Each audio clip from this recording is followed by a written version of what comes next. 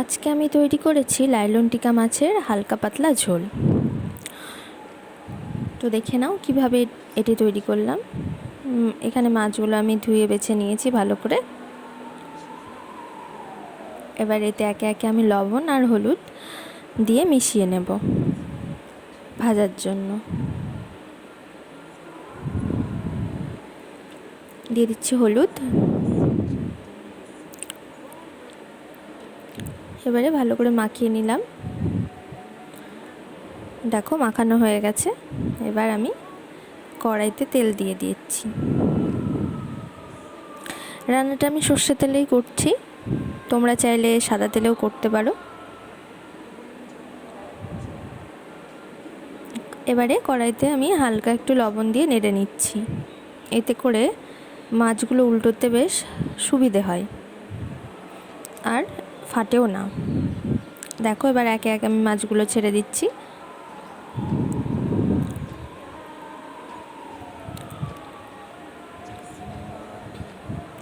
এদিকে আমি মিক্সিতে নিয়ে নিচ্ছি জিরে, গোটা জিরে নিয়ে নিচ্ছি, টমেটো আর এক টুকরো আদা, আর এখানে নিয়েছি আমি দুটো এলাচ আর 4টে মতো লবঙ্গ। আর এটাকে পুরো পেস্ট করে নেব। সামান্য জল দিয়ে এটাকে পেস্ট করে নিতে হবে। দেখো পেস্টটা আমার রেডি। এই মশলাটাই শুধু পড়বে মাছে। মাছটা আমি এক পিঠ উল্টিয়েও নিয়েছি, দেখো ভাজাটা কমপ্লিট। এবার আর এক দফা আমি ভেজে নিলাম মাছগুলো, পুরোপুরি সমস্তগুলোই ভেজে নিয়েছি এবারে। আর ওই তেলটার ওপরেই আমি দিয়ে দিচ্ছি 5 ফোড়ন, আর দিলাম দুটো মতো তেজপাতা।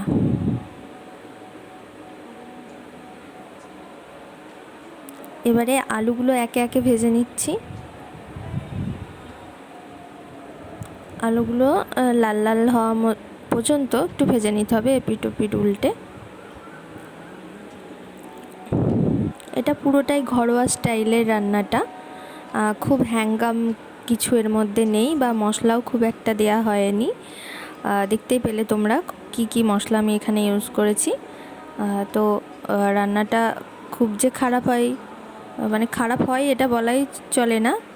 গরমের মধ্যে এরকম হালকা পাতলা মশলা দিয়ে হালকা পাতলা ঝোল ভালোই হয়। তো তোমরা অবশ্যই ট্রাই করতে পারো এই রেসিপিটা। দেখো ভাজাটা হয়ে গেছে আমার। এবার দিয়ে দিচ্ছি ওই আগে থেকে তৈরি করা যে মশলাটা ছিল সেটা দিয়ে দিলাম আমি। দিয়ে দিচ্ছি এখানে লঙ্কা গুঁড়ো, কাঁচা লঙ্কা ইউজ করতে পারো, বা কালারের জন্য আমি এখানটায় সামান্য একটু লঙ্কার গুঁড়ো নিয়েছি। দিয়ে 3টে মতো কাঁচা লঙ্কা দিয়েছি ঝালের জন্য, আর লবণ আন্দাজ মতো, হলুদ গুঁড়ো। এবারে আমি পুরোটা নেড়ে নেব। বেশ ভালোভাবে কষিয়ে নিতে হবে মোট কথা মশলাটা। ঝালটা তোমরা তোমাদের আন্দাজ মতোই দিও, কেউ কম খায় কেউ বেশি খায়, তো সেটা যার যার নিজের আন্দাজ মতো দিতে হবে। দেখো মশলাটা যখন তেল ছাড়বে তখনই বুঝে নিতে হবে যে মশলাটা আমার মোটামুটি কষানো হয়ে গেছে, তারপরে জলটা দিতে হয়।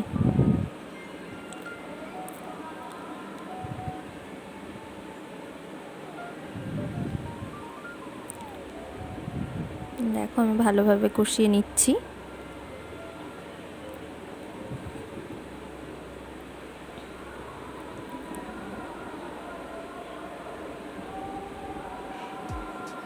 এবারে আমি দিয়ে দিচ্ছি ওপর থেকে জল।